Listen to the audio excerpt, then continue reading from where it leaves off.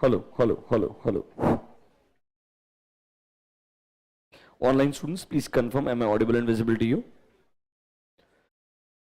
Online students, please confirm, am I audible and visible to you?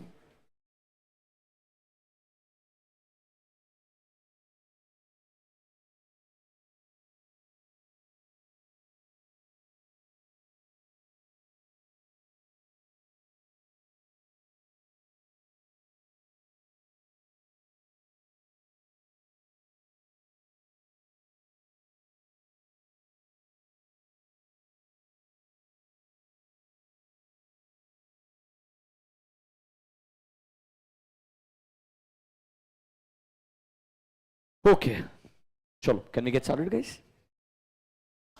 Atul उसको पानी और coffee के लिए बोल देना, ठीक है ना?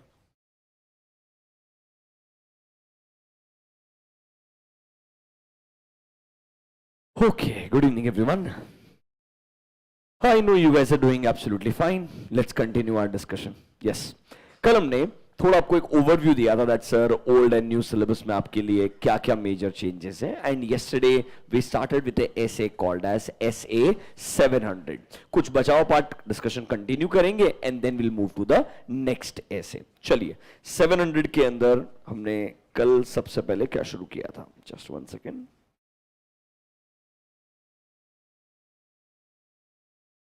कल हमने आपको एक ओवरऑल जो ऑडिट रिपोर्ट फॉर्मेट है उसके ऊपर नॉर्मली क्या क्वेश्चंस आ सकते हैं वो बताया था. 700 में देखो दो मेजर कैटेगरी ऑफ क्वेश्चंस होते हैं, जो कल बताया था वो रिपीट करता हूं.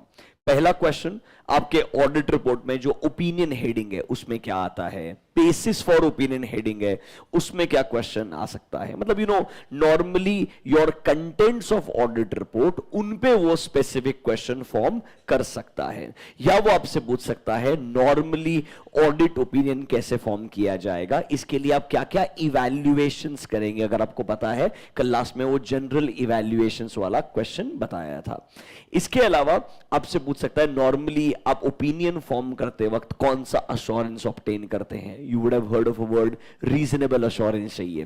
We should obtain reasonable assurance and obviously ये अश्योरेंस के लिए हमें sufficient and appropriate audit evidence चाहिए होता है. तो उस तरीके से एक क्वेश्चन आ सकता है. आज थोड़ा सा ये जनरल कंटेंट डिस्कस करेंगे 700 में, फिर आपको बाद में एक इंटरेस्टिंग मीनिंग पढ़ाएंगे. What is fair presentation framework and what is compliance framework, वो दो वर्ड्स क्या है वो बताएंगे आपको. तो आइए इन योर 700 कल हमने ओपिनियन हेडिंग में क्या आएगा, बेसिस फॉर ओपिनियन में क्या आएगा, ये डिटेल में डिस्कस कर लिया था. Will go next now.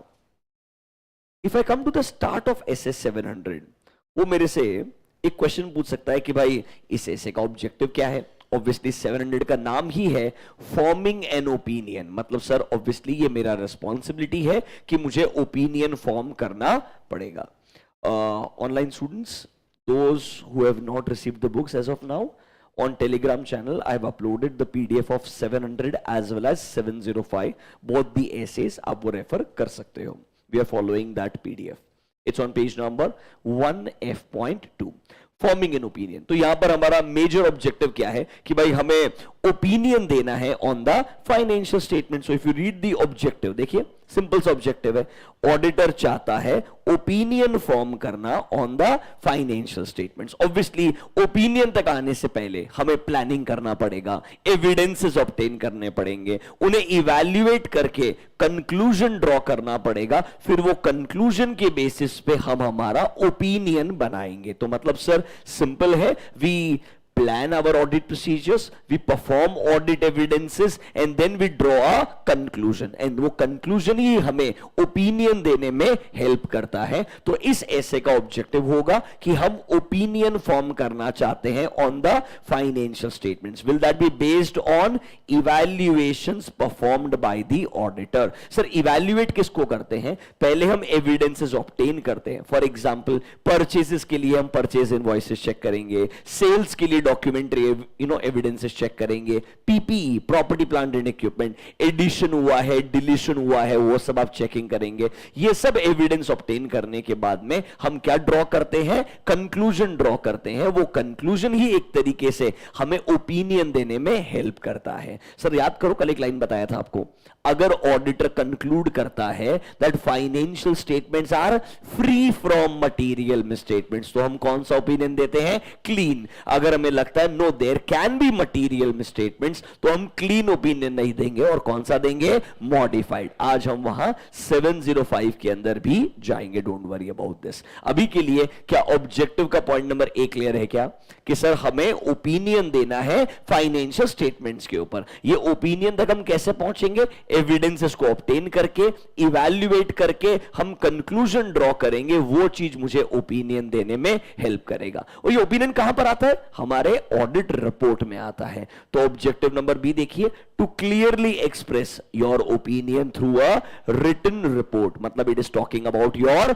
Audit report. तो ओपिनियन देना है, वो भी हमारे रिपोर्ट के अंदर। अब देखो, इस पे डायरेक्टली ऑब्जेक्टिव पे 4 मार्क का क्वेश्चन हो ही नहीं सकता है। बेसिक ऑब्जेक्टिव 2 सिंपल से पॉइंट्स है। ये ऑब्जेक्टिव आपको क्यों आना चाहिए, इन पे एमसीक्यू बन सकता है, इन पे करेक्ट इनकरेक्ट आ सकता है, इसीलिए हमने थोड़े एसेस के ऑब्जेक्टिव्स को रीड करना चाहिए। That is just for your understanding part. अब वो मेरे से क्या क्वेश्चन पूछेगा, आप अपना ओपिनियन फॉर्म करते वक्त क्या क्या चीजें कंसीडर करते हैं, इधर आइए। Can you see, to form an opinion auditor will need a reasonable assurance. एक काम कीजिए, 2 मिनट स्पेंड कीजिए, कल जो पढ़ाया था ऐसा लग रहा है क्या वही लैंग्वेज है।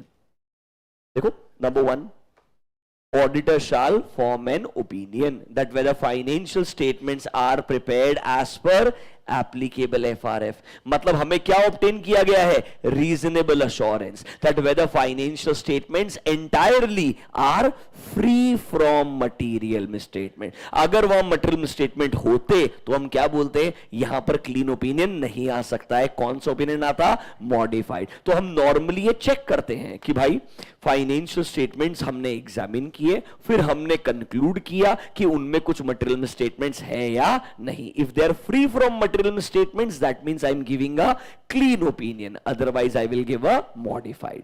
but obviously sir, same conclusion तक आने के लिए क्या मुझे audit evidences obtain करने पड़ेंगे, yes। read point number 3, हम conclusion तक कैसे आएंगे, sir we will first obtain sufficient and appropriate audit evidences।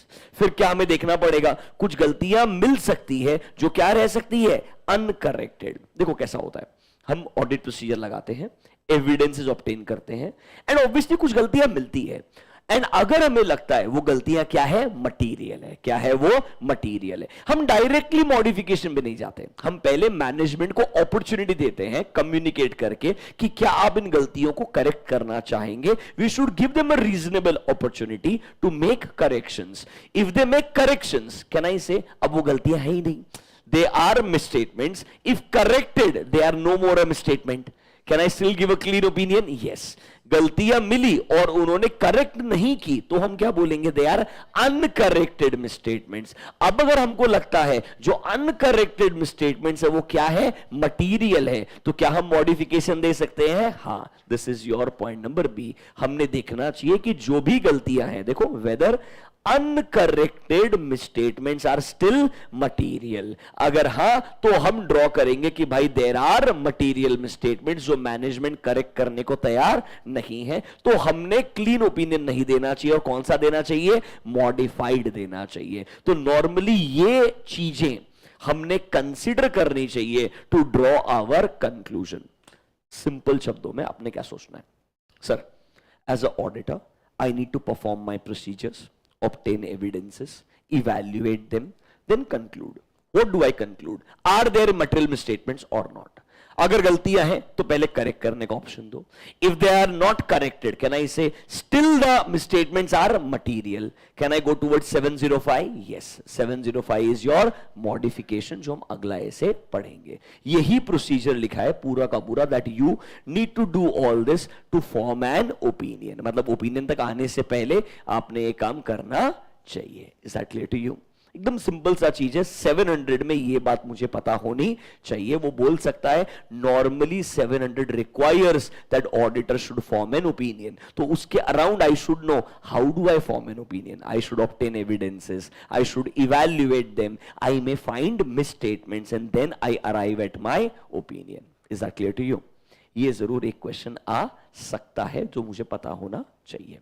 What are we discussing? We are discussing 700. We're talking about the format of audit report. उसके अंदर हमने opinion तक आने के लिए कुछ जनरल चीजें देखनी चाहिए।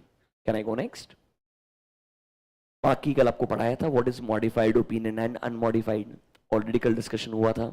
कल हम फिर ऑडिट रिपोर्ट के फॉर्मेट में जा चुके थे, बराबर है। अब इस फॉर्मेट में कल मैंने आपको एक लिस्ट ऑफ क्वेश्चंस बनाया। एक क्वेश्चन आ सकता है ऑडिटर के ओपिनियन हेडिंग पे। कहां पर क्वेश्चन आ सकता है? ऑडिटर के ओपिनियन के हेडिंग के ऊपर। There can be a question on basis for opinion, कल बताया था ये भी आपको, बराबर है। गोइंग कंसर्न पे क्वेश्चन यहां पर नहीं आएगा, वो 570 में अलग से पूछेंगे। कैम के ऊपर क्वेश्चन 701 में अलग से आएगा। मतलब यहां पर आपको इस ऐसे में उनके बारे में सोचने की जरूरत नहीं है। फिर अलग एक क्वेश्चन आ सकता है रेस्पॉन्सिबिलिटीज फॉर फाइनेंशियल स्टेटमेंट। ये बात कर रहा है मैनेजमेंट की रेस्पॉन्सिबिलिटी का। क्या बात कर रहा है? मैनेजमेंट की रेस्पॉन्सिबिलिटी का। ये जरूर मेरे लिए एक क्वेश्चन बन सकता है। This can still be a question जो हम डिस्कस करेंगे। ऑडिटर की रेस्पॉन्सिबिलिटी इंपॉर्टेंट है, बट मैंने आपको कल भी बताया था, आपको बाकी एसेस पढ़ाएंगे, उनका समरी आपको यहां पर मिल जाएगा। अभी उसका डिस्कशन करके फायदा नहीं होगा। फिर रेस्पॉन्सिबिलिटीज के रिगार्डिंग लोकेशन के ऊपर है, तो ये दोनों चीजें साथ में डिस्कस होगी, नॉट नाउ। अभी एक क्वेश्चन जो आपको बताएंगे that is signature of the auditor. क्या बताएंगे? Signature of the auditor. तो अब हम डिस्कस करेंगे मैनेजमेंट की responsibilities and signature of the auditor, ताकि हमारा ऑडिट रिपोर्ट का एलिमेंट्स का मेजर पार्ट कवर हो जाएगा। एक बार रिवाइज करवा देते हैं आपको। सबसे पहला था टाइटल, आपको याद है टाइटल? Independent auditors report. उसके बाद में कैन सी एड्रेसी, रिपोर्ट किसको एड्रेस की जा रही है? To the members. याद आया आपको? Next number 3 can see word auditor's opinion, मतलब ये ओपिनियन सेक्शन का बात कर रहा है क्या? याद है कल बताया था there is a introductory paragraph and then there is a opinion paragraph. You remember this question yesterday we talked? Yes और नो? इसके बाद में can see heading basis for opinion. याद है इसमें 4 चीजें आएगी। We conducted our audit in accordance with SAs, we are independent and ethical, we have complied with all ethical requirements, we have obtained sufficient and appropriate audit evidence to base our opinion. याद है क्या कल पढ़ाया था आपको? And आपको हमारी ज्यादा डिटेल्ड रिस्पॉन्सिबिलिटी जाननी है तो आपको एक हेडिंग में जाना पड़ेगा that is called as auditor's responsibility section. वहां पर आपको डिटेल मिलेगी। और अगर मॉडिफाइड ओपिनियन होता तो ये सब तो आएगा ही आएगा। क्या रीजन फॉर मॉडिफिकेशन भी आएगा? यस, कल आपको लास्ट में बताया था। Are you able to recall that? So we done with all this. ये पूरा डिस्कशन हो गया है। गोइंग कंसर्न कैम अभी नहीं बता रहा हूं, उनके लिए स्पेसिफिक एसेस है, 570 में पढ़ेंगे एंड 701 में पढ़ेंगे। They both will come in respective SAs. अब देखिए अगला part, can you see a word management responsibilities. देखो बच्चों, ये चीज भी ना एक्चुअली में 210 में आती है। कहां पर आती है? 210 is your engagement letter. 210 is your engagement letter, मतलब डिटेल में वहां पर आएगा, फिर भी आपको एक ओवरव्यू देते हैं। सुनिएगा, What is the responsibility of management? Simple शब्दों में, who is responsible to prepare financial statements? Management. So management का major responsibility क्या है? Financial statements को बराबर से बनाना and present करना. How will they prepare financial statement? As per applicable FRF. What is applicable FRF? AS or Ind AS plus your Schedule 3. ये responsibility किसका है? Management का है। एक बात बताइए, मुझे अगर बढ़िया से फाइनेंशियल स्टेटमेंट बनाना है एंड बिजनेस को रन करना है, क्या मुझे अच्छे इंटरनल कंट्रोल्स भी चाहिए? सोचिए ना, कंपनी में अगर परचेस प्रोसेस नहीं होगा, सेल्स प्रोसेस नहीं होगा, खर्चा इनकर करने का प्रोसेस नहीं होगा, तो डे टू डे ट्रांजैक्शन कैसे होंगे? कंट्रोल्स भी इक्वली इंपॉर्टेंट होते हैं। तो ये कंट्रोल्स को बढ़िया से डिजाइन करके इंप्लीमेंट करने का काम किसका है? मैनेजमेंट का। तो मैनेजमेंट के 2 रिस्पॉन्सिबिलिटी हो गए। पहला, to prepare and present financial statements. Number 2, अच्छे कंट्रोल्स को लगाओ, दैट इज डिजाइन करो एंड उन्हें इंप्लीमेंट करो। ये रिस्पॉन्सिबिलिटी किसका हो गया? मैनेजमेंट का हो गया। अच्छा एक बात बताओ, कंपनी में गोइंग कंसर्न प्रॉब्लम है या नहीं है, ये कौन सोचता है? पहले मैनेजमेंट सोचता है। देखो, who runs the business? Companies management. So on a daily basis उन्हें पता होगा ना मेरे बिजनेस में क्या चैलेंजेस हैं, क्या प्रॉब्लम्स हैं। इसीलिए गोइंग कंसर्न का एक ऐसे पढ़ाएंगे, वहां पर ऑडिटर को ये भी बोला है पहले आप मैनेजमेंट से पूछिए कि भाई एज अ मैनेजमेंट आपने कंपनी का गोइंग कंसर्न असेसमेंट किया है क्या? मतलब क्या है? हम जो बिजनेस चला रहे हैं डे टू डे बेसिस में, क्या कोई ऐसे प्रॉब्लम्स आ रहे हैं क्या जिसकी वजह से मुझे लगे कि शायद कंपनी के गोइंग कंसर्न में क्या आ सकते हैं, इश्यूज आ सकते हैं। एग्जांपल देखिए, think about companies around you. Jet Airways एक एयरलाइन, नाम सुना है? ऑलमोस्ट लैंड हो चुका है, वापस टेक ऑफ नहीं हुआ है। मतलब क्या ना, इसे बिजनेस के ऑपरेशंस बंद हो गए हैं। गोइंग कंसर्न प्रॉब्लम हो सकता है कि प्रॉब्लम है। स्पाइस जेट अभी तक उड़ रहा है, बट फाइनेंशियल पोजीशन बुरी होती जा रही है वापस से। अगर वापस से पैसा रेस करना इजीली पॉसिबल नहीं हुआ, हालांकि रिसेंट टाइम में एक न्यूज आया, बॉम्बे का एक कपल ने उनको पैसा इन्वेस्ट करने के लिए अग्री कर लिया है।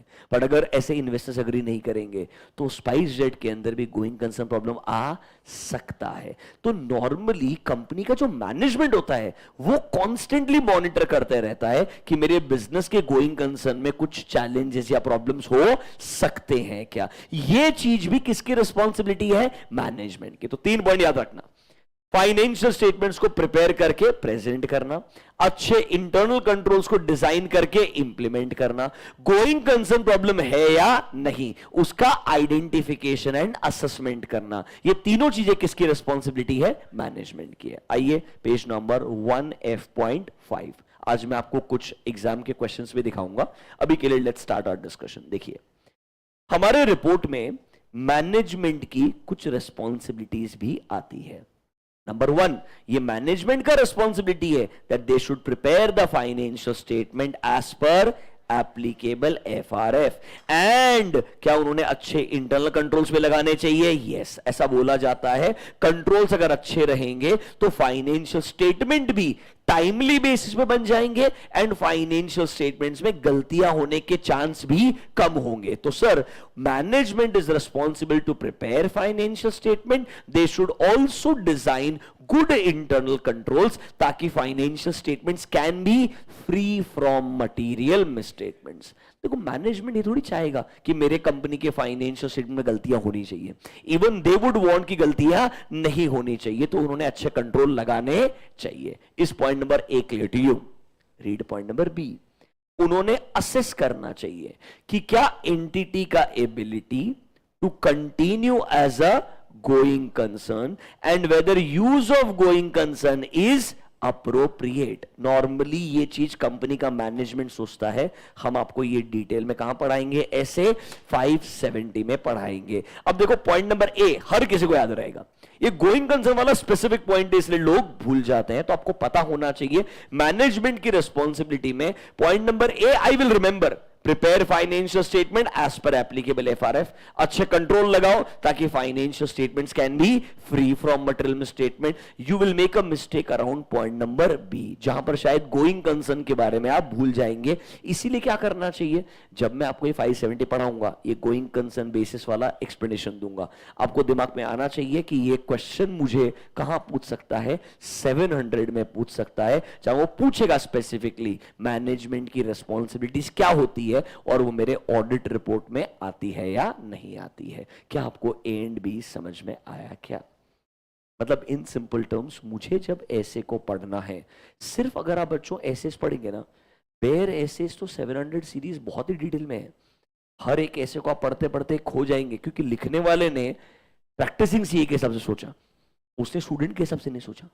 स्टैंडर्ड बनाने वाले ने ये नहीं सोचा ना स्टूडेंट को क्या पढ़ाएंगे, उसने सोचा ऑडिट करने वाला आदमी जब रिपोर्ट बनाएगा उसे क्या पता होना चाहिए। सो दे विल नॉट कॉम्प्रोमाइज क्या इंक्लूड करना है क्या नहीं करना है, वो तो सब इंक्लूड करेंगे। आपको ये दिमाग में रखना चाहिए, ठीक है भाई 700 में फॉर्मेट दिया है, हमें ओपिनियन तक कैसे आना है वो बताया है, इस फॉर्मेट में आईसीआई मेरे से किधर किधर क्या क्या क्वेश्चन पूछेगा, ये तुम अगर समझ पाओगे तो तुम्हारा प्रिपरेशन बराबर होगा and you will not feel lost inside a essay. Every essay try to understand first and then purely think about exam point of view. What will they ask? what I need to answer. If you follow this approach, वो 50 mark के assess में आपको problem नहीं आएगा. Is that clear to you? इतना आपको समझ में आया? वापस से जाएं, कंटिन्यू करें. तो देखिए, हमारे रिपोर्ट के फॉर्मेट के अंदर हम मैनेजमेंट की रिस्पॉन्सिबिलिटीज तक आ गए. कहां तक आ गए? मैनेजमेंट की रिस्पॉन्सिबिलिटीज. ऑडिटर की responsibility, like I promised you, ये हम आपको सारे एसेस पढ़ाने के बाद में लास्ट के अंदर रिवाइज करवाएंगे, बिकॉज वो सारे एसेस का एप्लीकेबिलिटी है. आज आपको मटेरियलिटी पता ही नहीं है, 580 पता ही नहीं है, डायरेक्टली वो आप रीड करने के लिए जाएंगे, आपको पक्का बाउंसर चले जाएगा. बट सीक्वेंस में ऑडिटर की रिस्पॉन्सिबिलिटी आती है जहां पर हमारे बाकी एसेस का रेफरेंस आता है, इसीलिए उसको हम अभी के लिए क्या करेंगे? साइडलाइन कर देंगे.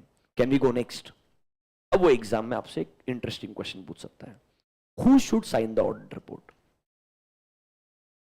Who should sign the audit report? बोलो online students, who should sign the audit report? तुम्हें क्या लगता है? Chartered accountant, auditor, authorized person? सिर्फ साइनिंग के ऊपर 3 मार्क का क्वेश्चन पूछ लेगा. ऐसे है, कुछ भी कर सकता. बोलो. Engagement partner should sign. थोड़ा बहुत अगर कंपनीज एक्ट याद है, वो बोलता है the person who is appointed as a auditor should sign the audit report. Law बोलता है the person who is appointed as a auditor should sign the audit report. Now who is appointed as a auditor? It can be either individual or a firm. It can be either individual or a firm. Firm के behalf पे कौन sign करेगा? कोई ना कोई partner sign करेगा, but that partner should be a chartered accountant holding a COP. तो can I से जब सिग्नेचर आएगा तो अगर फर्म है उस केस में फर्म का नाम भी आएगा, फर्म का रजिस्ट्रेशन नंबर आएगा, पार्टनर का साइन आएगा, पार्टनर का मेंबरशिप नंबर आएगा. All these details should come along with your signature. तो आपसे जब वो ऐसा क्वेश्चन पूछता है ना, दे वांट मोर डिटेल. सिर्फ 1 लाइन आंसर नहीं होना चाहिए. प्रॉब्लम क्या, आप वो एक 1 लाइन लिख के कंप्लीट कर देते हो, बट आपको देखना चाहिए क्या वो मुझसे 3 मार्क का क्वेश्चन पूछने का ट्राई कर रहा है क्या. That signature of the auditor can also become a specific question. आइए, in your modules come to page number 1F.7 आपको एक पॉइंट नंबर 11 मिलेगा.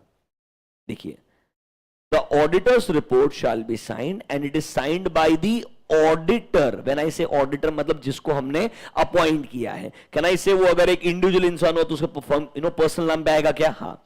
इन केस ऑफ अ फर्म, देखिए, if the firm is appointed as a auditor it should be signed in the personal name of auditor and in the name of audit firm. मतलब firm का नाम, firm का registration number, partner का नाम, partner का membership number, सब कुछ आना चाहिए. देखिए, the partner signing the report also needs to mention their membership number given by ICAI. In case of a firm, firm का रजिस्ट्रेशन नंबर भी आपको इंक्लूड करना पड़ेगा. अब देखो, ये अगर आप एक बार सुन लो, एक बार रीड कर लो तो आपको याद रहेगा. So you should prepare in such a manner that आप जनरल, ओके साइन किसने करना चाहिए? ऑडिटर ने करना चाहिए. इसके बेस पे आपको मार्क्स नहीं मिल सकता है. यार वापस एक चीज सोचिए ना, बार बार मैं ये बात बोलता हूं, think about it. People who actually sign on the audit reports charge a huge amount of money. आप RIL का ऑडिट रिपोर्ट देखेंगे तो RIL के एनुअल रिपोर्ट में आपको X करोड़ का ऑडिट फीस दिखेगा. TCS केस में X करोड़ का audit fees. I am talking about 5 crore, 10 crore, 20 crore for signing the audit reports. Don't you think it's about the extent of technical knowledge how much you have? मतलब ऐसा नहीं है कि आपको सिर्फ साइन करने के लिटरली पैसे मिल रहे हैं. इट्स अबाउट आप उस बिजनेस में कितना रिस्क ले रहे हैं, उसे कैसे चेक कर रहे हैं, आपका रिस्पॉन्सिबिलिटी कैसे फुलफिल कर रहे हैं, उसके बेस पे डिटरमाइन किया जा रहा है कि आपको एक्चुअली में ओवरऑल इसके लिए कॉम्पनसेशन कितना मिलना चाहिए. इसीलिए बोल रहा हूं, सिर्फ जनरल अप्रोच फॉलो मत करो हर बार कि भाई ऑडिट रिपोर्ट ऑडिटर साइन करेगा. सोचो, इसके अराउंड लॉ कुछ बोलता है क्या? इसके अराउंड कोई और गाइडलाइन हो सकती है क्या? स्टैंडर्ड में कुछ इसके बारे में बोला जा सकता है क्या? लॉ सिंपल बोलता है, जिसको आपने अपॉइंट किया उसने साइन करना चाहिए.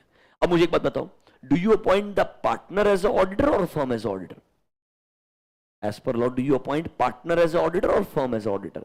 You appoint firm as a auditor. तो can I say partner can be anyone? क्या ऐसा हो सकता है? ए पार्टनर ने पूरा ऑडिट किया बट बी ने ऑडिट रिपोर्ट साइन कर दिया. एक फर्म है, let's say PwC Pune, 3 partner है A, B and C. ए ने पूरा ऑडिट किया है, बी ने रिपोर्ट साइन कर दिया. Is it possible? अलाउड है तुम्हारे सबसे? बी से सी चलेगा? ऑडिट ए ने किया, can be sign, engagement partner, audit A ने किया, पूरा बोल रहा हूं, अब तुम उसको डिफाइन करो वो एंगेजमेंट पार्टनर है कि नहीं है। Signed by B, memorandum of understanding sign कर, बी साइन कर सकता है, कोई दिक्कत वाला बात नहीं है, बट दोनों पार्टनर्स के बीच में एमओयू होना चाहिए, that is called as memorandum of understanding. इसका मतलब है एग्जीक्यूशन ए ने किया है, साइनिंग बी ने किया है। Why is this allowed? Because there is a ceiling limit of partners. 20 का लिमिट याद आ रहा है क्या? वो एज पर आईसीआई गाइडलाइन 30 का लिमिट है, वो 20 तो एज पर कंपनीज एक्ट है। हो सकता है ना पार्टनर ए का सीलिंग लिमिट क्रॉस हो गया होगा, एग्जीक्यूशन उसने कर लिया होगा, तो कौन साइन कर सकता है? कोई और पार्टनर साइन कर सकता है। हम वैसे भी पार्टनर को अपॉइंट ही नहीं कर रहे हैं, हम किसको अपॉइंट कर रहे हैं? फर्म को। And anyone can sign on behalf of the firm till the time that person is a chartered accountant holding a COP. कोई दिक्कत वाला बात नहीं है, अलाउड है ये ऑफिशियली, बहुत कॉमन है, हो भी सकता है। मतलब आपको थोड़ा सोचना पड़ेगा कि डायरेक्टली वो इसके अराउंड क्या चीजों के पर्सपेक्टिव से क्वेश्चनिंग कर सकता है। कोई भी चीज को जनरल तरीके से इग्नोर मत कीजिए। मेरे को लगता है if that is the thought process you follow, आपका प्रिपरेशन अच्छा होगा। Do you understand signature of the auditor? Do you understand this part? पक्का? Any doubt to anyone? बाकी तो सिर्फ प्लेस, लोकेशन जहां पे आपने बैठ के साइन किया है, डेट आपको डालना पड़ेगा, ये बेसिक सा चीज है। Have you heard of UDIN? Unique document identification number, सुना है क्या आपने ये चीज? देखो एक रिस्क होना शुरू हो गया। अब आपने बोला ना चार्टर्ड अकाउंटेंट ने साइन करना चाहिए, बहुत सारे केस में ऐसा भी होने लग गया कि भाई लेट्स से साइन मैंने किया है पर मैंने ऑडिट ही नहीं किया है।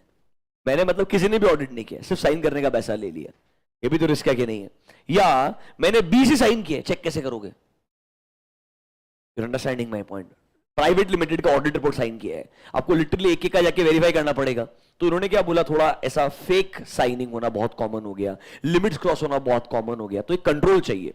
तो आईसीआई ने एक तरीके से पोर्टल बनाया, यहां पर बोला आप अगर एक प्रैक्टिसिंग चार्टर्ड अकाउंटेंट हो, अपना रजिस्ट्रेशन करवाइए।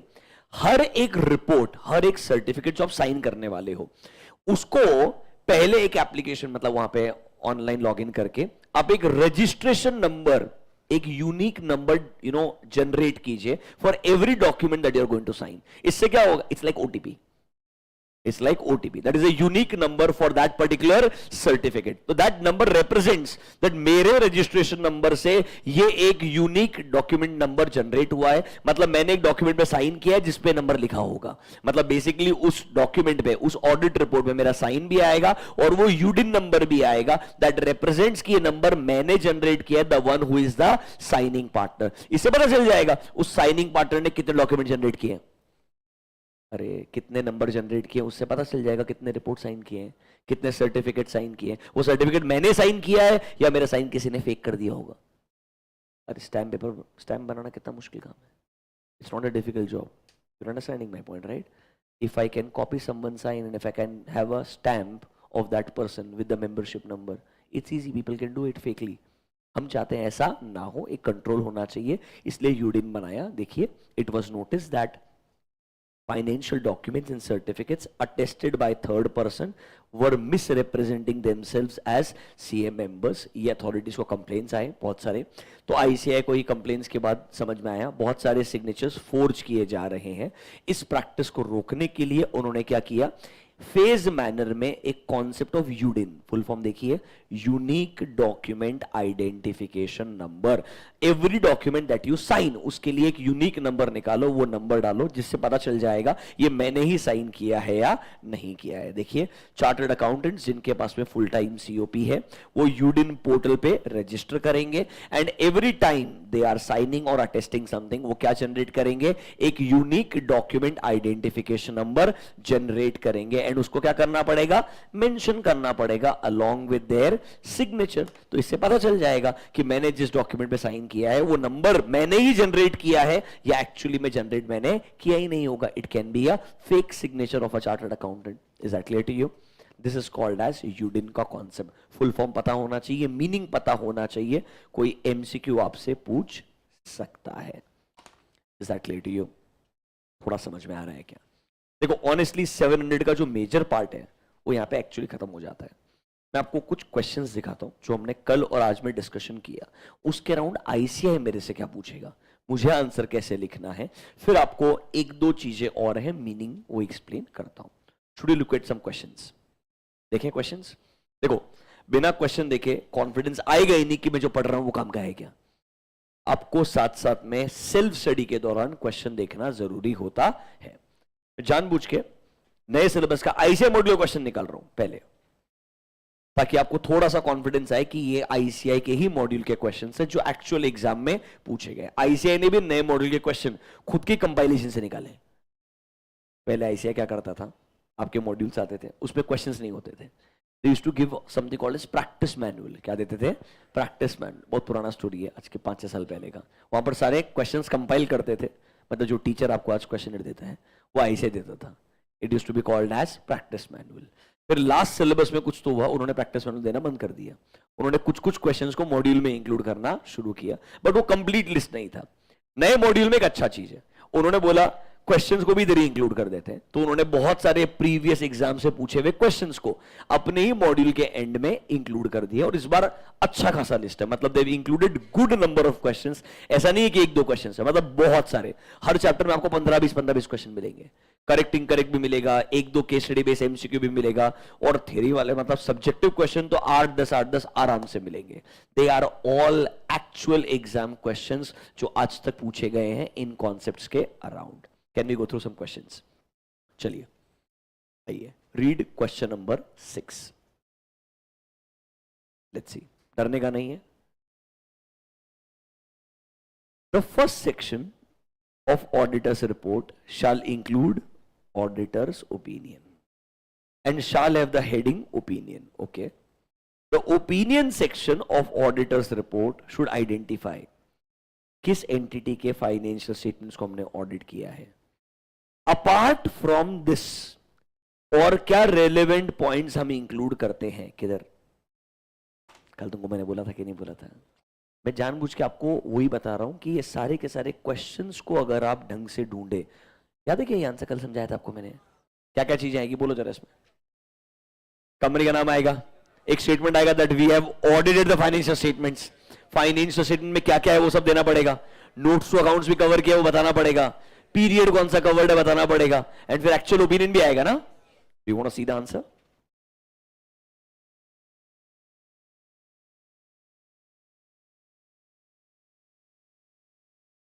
मैं आपको बोला ना वो ओपिनियन तो लिखेगा भी नहीं, ऐसे है कुछ भी नहीं बोल सकता.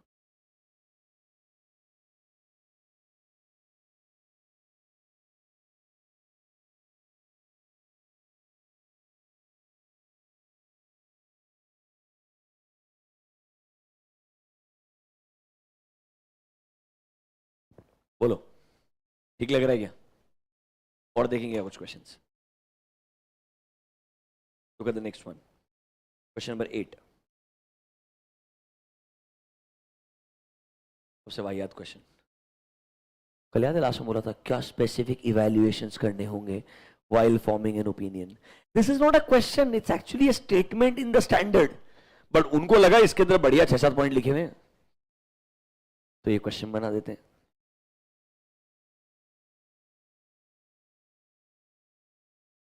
पढ़ के देखो जरा, कल बताया था क्या ये. अरे वो नोट्स के अंदर वैसे ही लिखा हुआ है, जानबूझ करके आइडेंटिफिकेशन ही वैसे किया है. That should be the approach. पढ़ के देखो एक बार आंसर. कल बताया था क्या.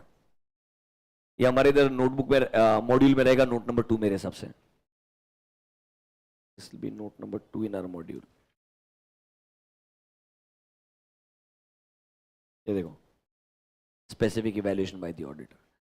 रादर बेस्ट बोलता हूं, ये हेडिंग भी हम बनाते हैं आईसीए को क्वेश्चन को देख के, ताकि मैच होना चाहिए बच्चे के लिए. कुछ नहीं, ऐसे के अंदर लास्ट में एक एक्सप्लेनेशन में लिखा हुआ था, उनको लगा 5-6 बढ़िया पॉइंट है पूछ लेते हैं. या फाइनल में भी पूछा, ऐसा भी नहीं सिर्फ इंटर में है, कुछ भी करते हैं. आपको प्रिपेयर करते वक्त बहुत ख्याल रखने की जरूरत है. You should think purely after understanding everything. What will they ask, what should I right. तुम अगर इस अप्रोच को फॉलो नहीं करोगे तो पेपर में कुछ समझ ही नहीं आएगा, पता ही नहीं चलेगा पेपर में पूछना क्या चाहता है. एमसीक्यू और करेक्ट इनकरेक्ट छोड़ के. You understand this. Online students ठीक लग रहा है क्या. वो लगता है कि ऑनलाइन स्टूडेंट सुनता है. तुमको लगता है क्या? सुनता है? सीरियसली तुम बोल रहे हो तो होगा। Can we go next? रशी another question.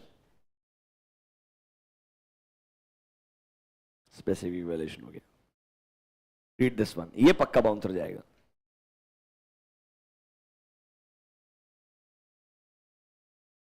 The auditor's report shall include a section with a heading, क्या नाम है? Responsibilities of management for financial statement. अच्छा आगे देखो, ऐसे 200 सडनली वहां से वो स्टेटमेंट है, आगे चले गया।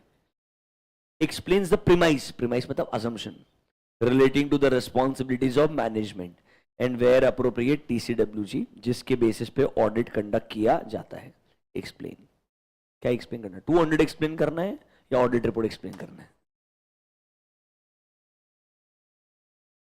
फर्स्ट क्वेश्चन है, क्या एक्सप्लेन करना है? 200 एक्सप्लेन करना है या मैनेजमेंट का रेस्पॉन्सिबिलिटी एक्सप्लेन करना है? सिर्फ मैनेजमेंट का रेस्पॉन्सिबिलिटी एक्सप्लेन करना है। सुनो, क्यों? ढंग से सुनना मेरा वापस क्वेश्चन ना, अभी मेरे तरीके से सुनना। ऑडिटर की रिपोर्ट में एक सेक्शन आएगा जिसका नाम है responsibilities of management for financial statement. Okay, ये सेक्शन आता है।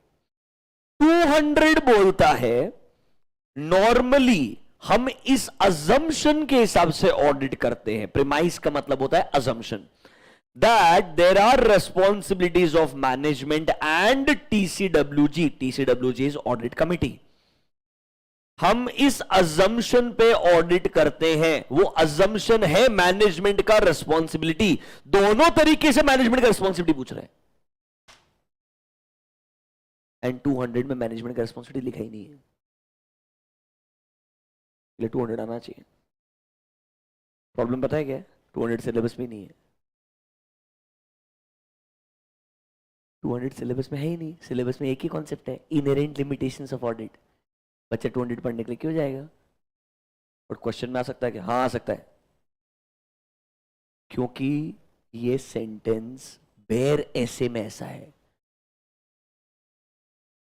ये सेंटेंस बेर ऐसे में ऐसा है। आंसर देखना है क्या? गेस करना चाहोगे क्या? सेम चीज जो क्वेश्चन में था रिपीट कर दिया एज इट इज। यहां देखना, अभी जस्ट पढ़ा है, they are responsible to prepare the financial statements. अच्छे कंट्रोल लगाने पड़ेंगे। अरे बराबर है क्या?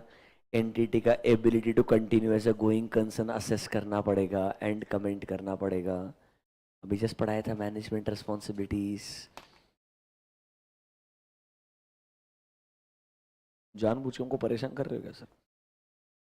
मैं जानबूझ के परेशान नहीं कर रहा हूँ। I am telling you, reporting is obviously one of the toughest series.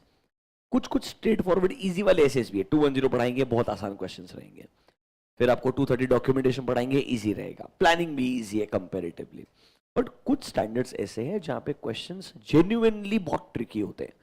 Understanding what they want. अब एक बात सोचो ना बच्चों, पूरा 700 आता है, मेरे को क्वेश्चन में क्या ही समझ में नहीं है। उनके मॉड्यूल में क्वेश्चन है कि नहीं है? Because they are not actually questions, they are statements.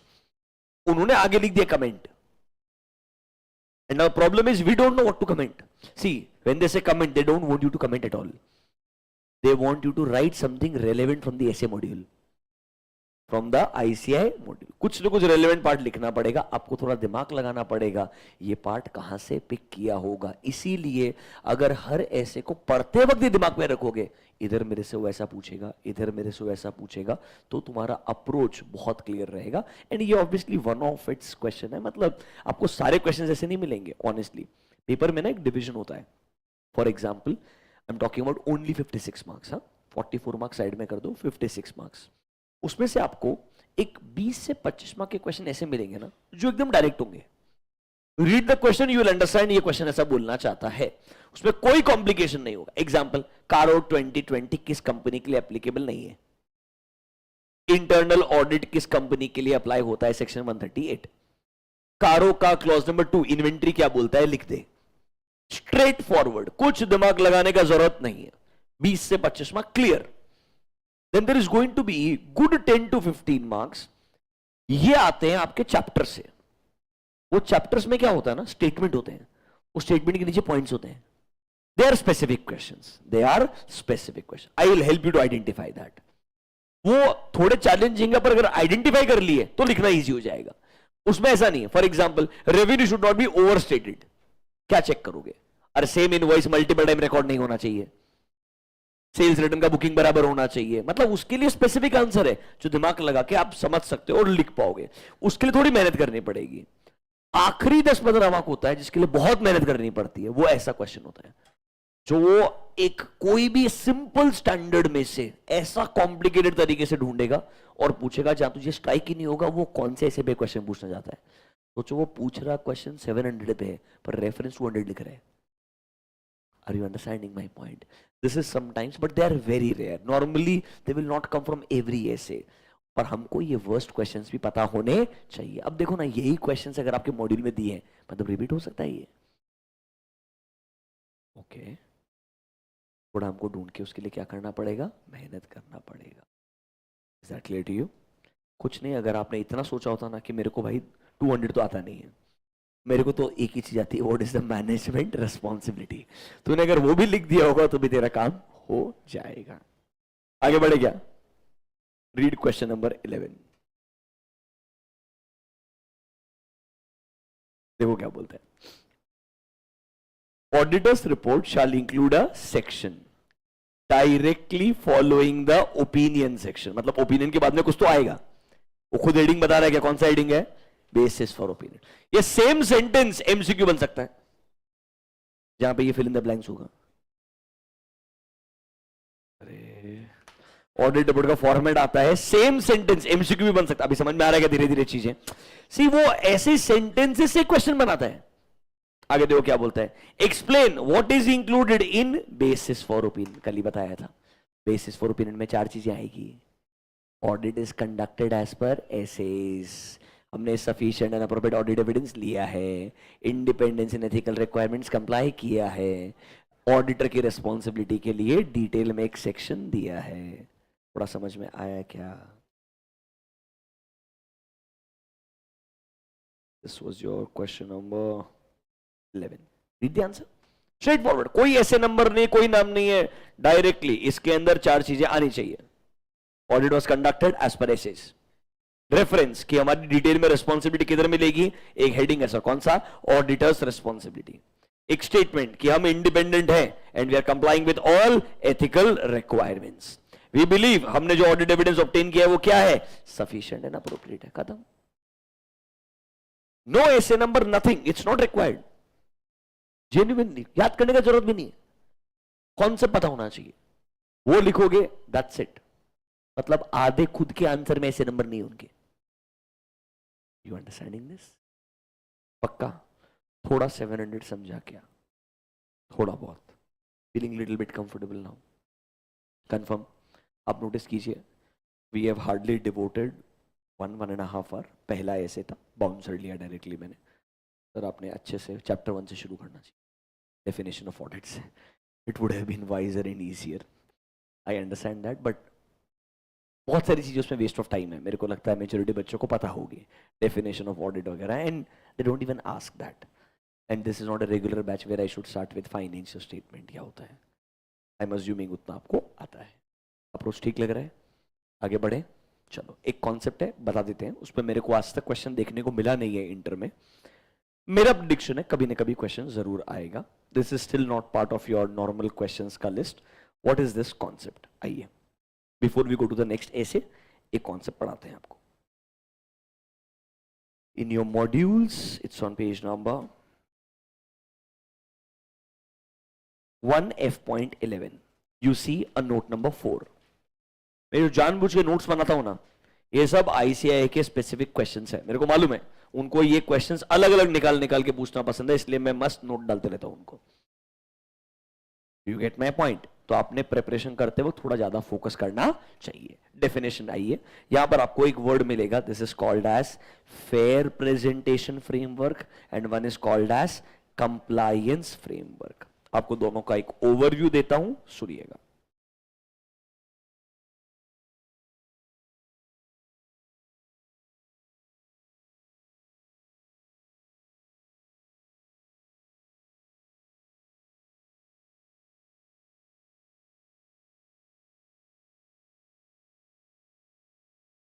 just 5 minutes. I will not go in extreme detail, don't worry. Basic overview. There is something called as applicable FRF.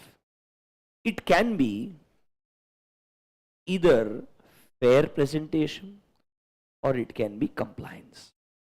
Applicable FRF मतलब क्या हमारे लिए normally याद है क्या, AS और IND AS plus schedule 3, yes और no? ये हमारे लिए होता है कि नहीं होता, इतना तो पता है आपको आइडियली.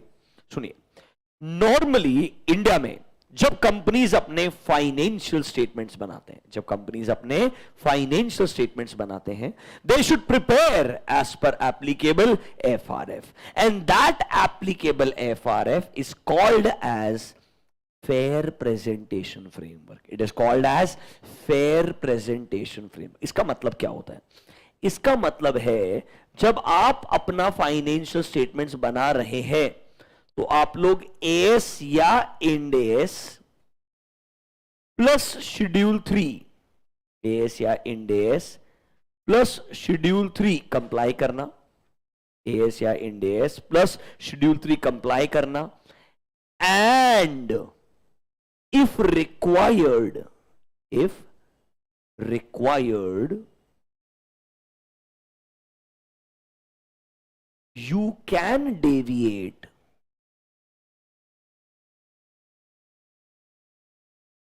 from FRF. मतलब सुनना, हमने नॉर्मली अकाउंटिंग करते वक्त क्या कंप्लाई करना चाहिए?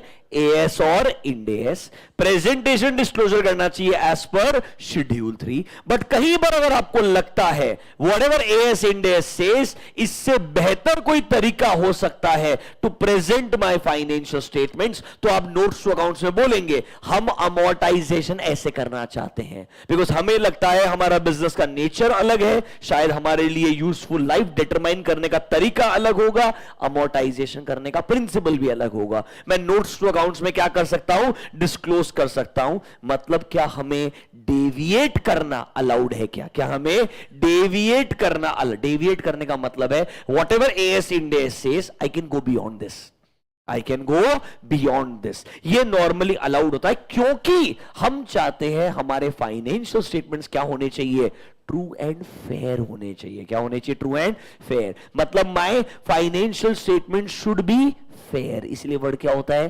Fair presentation framework. मतलब यहां पर आपको फेयर मेंटेन करने के लिए डेविएट करना या बियॉन्ड जाना अलाउड है. डेविएट करना या बियॉन्ड जाना अलाउड है. क्यों आप उसके बियॉन्ड जा रहे हो? क्योंकि आपको लगता है whatever AS IND AS says follow करना चाहिए, पर हमारा बिजनेस का तरीका अलग है, बिजनेस का नेचर अलग है. हमें लगता है इस पर्टिकुलर एसेट का अमोर्टाइजेशन या डिप्रिशिएट करने का तरीका should be different beyond what AS IND AS says. Can I do that? हां. या आपने सुना होगा वर्ड इंपेयरमेंट लॉस.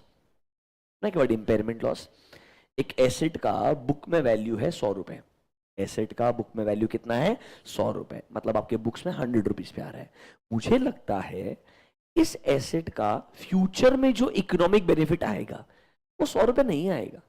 एग्जाम्पल समझो, टाटा मोटर्स, आपने सुना है Jaguar land rover, JLR is part of Tata Motors. I am telling you, it is part of Tata Motors. अब आज के 5 साल पहले 6 साल पहले JLR जैगुआर लैंड रोवर के लिए आपने बहुत सारे रिसर्च एंड डेवलपमेंट के लिए खर्च किए पैसे, एंड आपको लगा जो हम नया इंटेंजिबल एसेट्स बना रहे हैं, क्या बना रहे हैं? इंटेंजिबल एसेट्स, इनसे हमें फ्यूचर में अच्छा रिटर्न मिलेगा.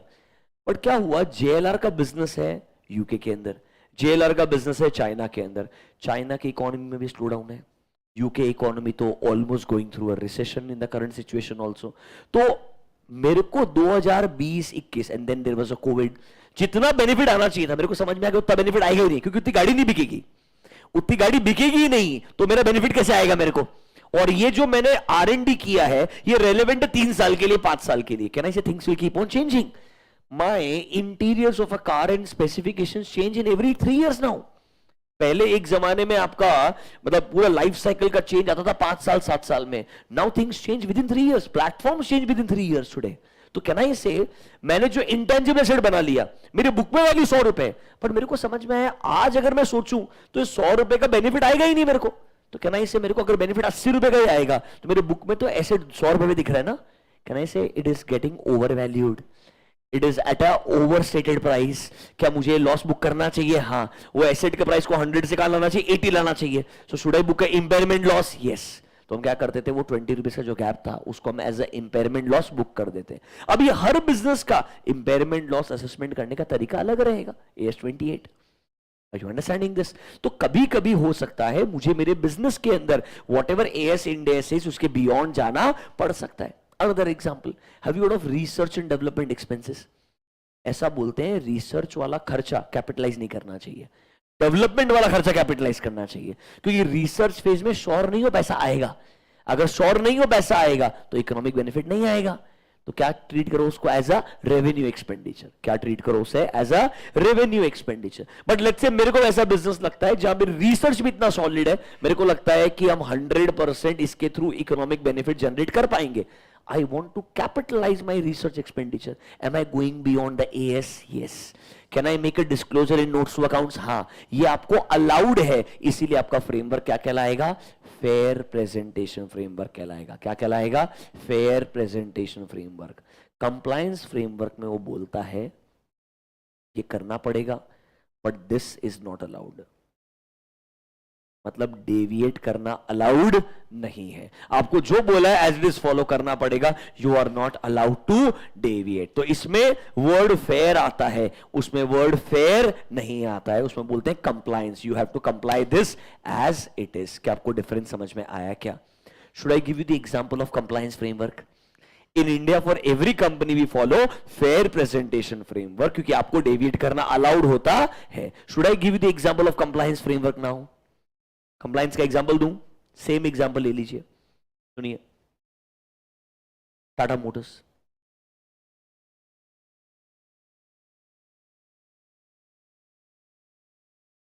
क्या इंडिया में लिस्टेड है? क्या वो इंडिया में accounting as per Indian GAAP करेगा? क्या वो इंडिया में accounting as per Indian GAAP करेगा? अब अज्यूम करो JLR based out of UK, based out of UK, let's say they follow IFRS। क्या फॉलो करते हैं? IFRS, international financial reporting system. India का गैप कहलाता है इंडियन गैप, यूएस का गैप कहलाएगा यूएस गैप। एक और ग्लोबल गैप होता है that is called as IFRS। Let's say वो लोग IFRS फॉलो करते हैं। अभी तक IFRS और इंडियन गैप में डिफरेंस है। रादर आपको बोलता हूं, हमारे वो IFRS को अडेप्ट करने के लिए AS का इंडेक्स बनाया। AS का इंडेक्स क्यों बनाया? टू कंप्लाई और adapt with IFRS। But assume करो JLR, अब अगर मैं बोलता हूं यूके बेस्ड बिजनेस है, अज्यूम सिचुएशन, तो वो अपने खुद के फाइनेंशियल स्टेटमेंट वहां भी बनाएगा एज पर IFRS। अरे हाँ या ना? बट ये फाइनेंशियल स्टेटमेंट को यहां लेके आना पड़ेगा for the purpose of CFS। अरे बराबर है कि नहीं है? तो इंडिया में टाटा मोटर्स क्या बोलेगा? मेरे को ये फाइनेंशियल स्टेटमेंट यहां चाहिए, but they should be strictly as per I GAAP. They should be strictly as per I gap, क्योंकि जब मैं इंडिया में CFS बनाऊंगा तो मेरे खुद के नंबर आएंगे, तुम्हारे नंबर भी जब मर्ज होंगे they should be as per Indian GAAP. तो मैंने आपको बोला है तुम्हारे financial statement as per Indian GAAP आने चाहिए, आपको ये कंप्लाई करना पड़ेगा, आपको डेविएट करना अलाउड नहीं है। आपको ये एज इट इज कंप्लाई करना पड़ेगा, आपको डेविएट करना अलाउड नहीं है। मतलब कैन आई से जहां पर आपने कंप्लायंस डाल दिया है, आपको ये गैप को एज इट इज फॉलो करना पड़ेगा, आपको यहां से डेविएट करना अलाउड नहीं है। ऐसा ही उल्टा भी हो सकता है। You are a subsidiary in India, parent company is let's say in Ireland. You are a subsidiary in India, parent company can be outside India. बराबर है कि नहीं है? तो इंडिया की कंपनी के फाइनेंशियल स्टेटमेंट बनेंगे एज पर इंडियन गैप। फिर आपके नंबर्स आयरलैंड में भी जाएंगे CFS के लिए। वो क्या बोलेगा? आयरलैंड का जो गैप है वो फॉलो करो। तो मेरे को एज इट इज क्या करना पड़ेगा? फॉलो करना पड़ेगा, कंप्लाई करना पड़ेगा। उसके लिए मैं क्या नहीं कर सकता हूं? डेविएट नहीं कर सकता हूं। That is called as compliance framework. दो फ्रेमवर्क समझ में आया क्या? बस बेसिक सा डिफरेंस मेरे को पता होना चाहिए। आइए, let me read and help you out with the basic meaning of fair presentation framework and compliance framework. आइए देखो क्या बोलता है फेयर प्रेजेंटेशन फ्रेमवर्क। सर ये तब यूज किया जाता है जब हमें लगता है, हम अक्नॉलेज करते हैं that to achieve fair presentation of financial statement हम वो डिस्क्लोजर्स देंगे which are beyond what is required by the framework. मतलब हम डिस्क्लोजर बियॉन्ड देंगे, मतलब क्या हम डेविएट भी कर सकते हैं? यस। नंबर बी देखो, हम अक्नॉलेज करते हैं दैट हम normally it may be necessary for the management to depart from a framework to achieve what sir, fair. हालांकि ये कब होगा, एक्सट्रीमली रेयर सर। का कैन आई से वर्ड आ गया डिपार्ट, कहने से वर्ड आ गया बियॉन्ड, मतलब वॉट एवर एप्लीकेबल एफआरएफएस, इसके बियॉन्ड जा सकता हूं डिस्क्लोजर के लिए, या इससे मैं डिपार्ट भी कर सकता हूं, मतलब मैं इससे अलग जाकर के मेरा डिस्क्लोजर दे सकता हूं, मेरा अकाउंटिंग कर सकता हूं। Why am I doing this, ताकि मेरा फाइनेंशियल स्टेटमेंट्स क्या होना चाहिए, फेयर होना चाहिए। Do you understand the word fair presentation framework. Compliance में वो बोलेगा तुमने एज इट इज फॉलो करना है, तुमको डिपार्ट करना अलाउड नहीं है, बियॉन्ड जाना अलाउड नहीं है। देखो कंप्लायंस में क्या बोलता है, in this you have to comply with the requirement of framework and it does not contain acknowledgement as above, मतलब बियॉन्ड जाना अलाउड नहीं है, डेविएट या डिपार्ट करना अलाउड नहीं है। जो किधर अलाउड है, फेयर प्रेजेंटेशन फ्रेमवर्क में अलाउड है, but it is not allowed in case of compliance framework. समझा क्या, पक्का थोड़ा लैंग्वेज समझा क्या। इसीलिए हम नॉर्मली इंडिया में जब ओपिनियन देते हैं ना, use the word true and fair view, क्योंकि हमारा फ्रेमवर्क कौन सा होता है, फेयर प्रेजेंटेशन फ्रेमवर्क। मैं आपको ये दोनों इसलिए पढ़ाया क्योंकि आपको एक लैंग्वेज दिखाना चाहता हूं। आइए, आपको डिफरेंस थोड़ा समझ में आया बच्चों। Now look at this language. हमारा जो ओपिनियन होता है ना, ओपिनियन में लैंग्वेज अलग अलग हो सकता है। देखिए आपके मॉड्यूल्स में पेज नंबर 1F.4 ढंग से देखिएगा। while expressing unmodified opinion, मतलब कौन सा ओपिनियन देने वाले हैं हम, क्लीन ओपिनियन। कौन सा देने वाले हैं, clean opinion. Fair presentation framework में लैंग्वेज क्या आएगा एंड कंप्लायंस में लैंग्वेज क्या आएगा। पहले कंप्लायंस देखो। इन कंप्लायंस हम बोलेंगे फाइनेंशियल स्टेटमेंट्स आर प्रिपेयर्ड। क्या बोलेंगे, financial statements are prepared in all material respects as per applicable. मतलब यहां ट्रू एंड फेयर वर्ड नहीं है, क्या वर्ड है, फाइनेंशियल स्टेटमेंट्स को हमने वैसे ही बनाया है जैसा आपने बोला था। इधर फेयर वर्ड यूज नहीं करेंगे, इधर क्या बोलेंगे, दे आर प्रिपेयर्ड। वर्ड आएगा are prepared as per applicable FRF. मतलब अगर अगली बार ऑडिट रिपोर्ट देखो, ओपिनियन में दिखता है financial statements are prepared in compliance with applicable FRF, मतलब ये फ्रेमवर्क कौन सा है, कंप्लायंस है। कौन सा फ्रेमवर्क है, कंप्लायंस। इधर मतलब डिपार्ट करना अलाउड नहीं है, बियॉन्ड डिस्क्लोजर देना अलाउड नहीं है। ऊपर देखो फेयर प्रेजेंटेशन, इधर दो ऑप्शन है। आप ऐसा भी लिख सकते हो, in our opinion the financial statements present fairly, are prepared नहीं है, क्या बोला, present fairly in all material respects. हम ये भी इतना यूज नहीं करते, हम यूज करते हैं ये वाला part, the financial statement gives a true and fair view. मतलब हम नॉर्मली कौन सा फ्रेमवर्क फॉलो करते हैं इंडिया में, फेयर प्रेजेंटेशन फ्रेमवर्क। समझा क्या सर, कुछ नहीं। अकाउंटिंग करने का दो फ्रेमवर्क है, एक है फेयर, एक है कंप्लायंस। कंप्लायंस में बोला जो फ्रेमवर्क है वो फॉलो कर, डेविएट अलाउड नहीं है, डिपार्ट अलाउड नहीं है। तो रिपोर्ट में क्या बोलूंगा, हाँ वैसे ही financial statement they are prepared, जैसा बोला था। नहीं बनाया वैसा तो बोलूंगा नहीं बनाया। क्लीन ओपिनियन में दे आर प्रिपेयर्ड, क्लीन नहीं देना होगा तो बोलूंगा दे आर नॉट प्रिपेयर्ड। ठीक है, पर ये कॉमन नहीं है। कॉमन क्या है, ये वाला।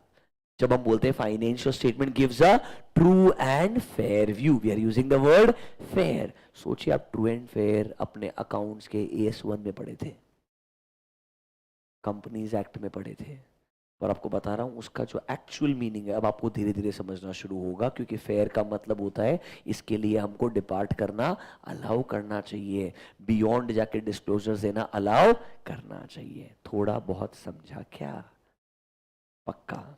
I know this can be little tricky, normally ये फाइनल में ही पढ़ाते हैं, बिकॉज आपको CFS ऑडिट भी पढ़ाते हैं। क्या पढ़ाते हैं, CFS ऑडिट, वहां पे काम में आता है, बिकॉज CFS ऑडिट में कंप्लायंस काम में आता है। अभी तुम्हारे सिलेबस में वो है ही नहीं, तो तुम्हारे लिए हमेशा फ्रेमवर्क क्या रहेगा, फेयर प्रेजेंटेशन। इसीलिए आप लोग वर्ड क्या यूज करते हो, ट्रू एंड फेयर व्यू है या नहीं। Is that comfortable and clear to you, पक्का। मेरे हिसाब से this was my discussion on essay 700। शांति से सोचें, मैंने 700 में आपको क्या क्या पढ़ाया, दिमाग लगाइएगा। SA 700, सबसे पहले आपको मैंने बताया नॉर्मली टाइप्स ऑफ ओपिनियन, बराबर है। नंबर 2, टाइप्स के बाद में आपको पढ़ाया फॉर्मेट ऑफ ऑडिट रिपोर्ट। कहना ऐसे ये फॉर्मेट में ही क्वेश्चंस पूछे जाते हैं। यहां पर मेरे से वो ओपिनियन हेडिंग पे क्वेश्चन पूछेगा, बेसिस फॉर ओपिनियन पे क्वेश्चन पूछेगा, मैनेजमेंट की रेस्पॉन्सिबिलिटी पे क्वेश्चन पूछेगा, बराबर है कि नहीं है। सिग्नेचर जो साइन वाला पार्ट है उस पे क्वेश्चन पूछ सकता है। थोड़ा याद आ रहा है क्या? Can they ask me these questions? Yes. फिर आपने हमको पढ़ाया सर एप्लीकेबल FRF 2 टाइप के हो सकते हैं।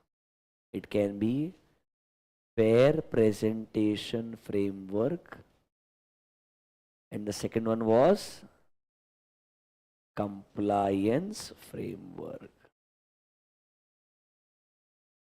Fair presentation framework and compliance framework.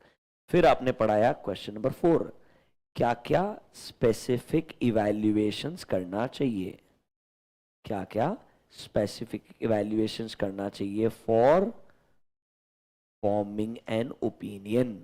Opinion तक आने के लिए क्या क्या इवैल्यूएशन करना है। जानबूझ के वही क्वेश्चंस का लिस्ट दे रहा हूं जो नॉर्मली पूछे जाते हैं। थोड़ा याद आ रहा है क्या? पक्का? टाइप्स ऑफ ओपिनियन, फॉर्मेट के रिलेटेड 4 क्वेश्चंस हो सकते हैं। ओपिनियन हेडिंग में क्या आएगा, बेसिस फॉर ओपिनियन में क्या आएगा, मैनेजमेंट रिस्पॉन्सिबिलिटी में क्या क्या रिस्पॉन्सिबिलिटीज होती है, सिग्नेचर के रिगार्डिंग कौन साइन कर रहा है, फर्म का रजिस्ट्रेशन नंबर आएगा, मेंबरशिप नंबर आएगा।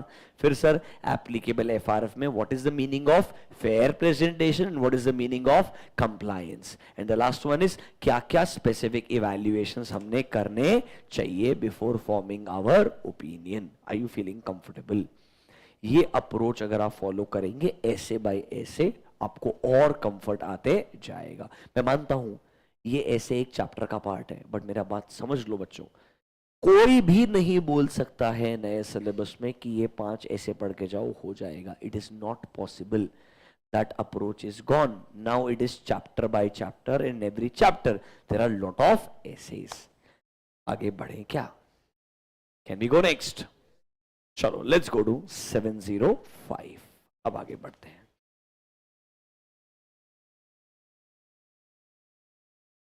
Online students, are you feeling comfortable with 700 now?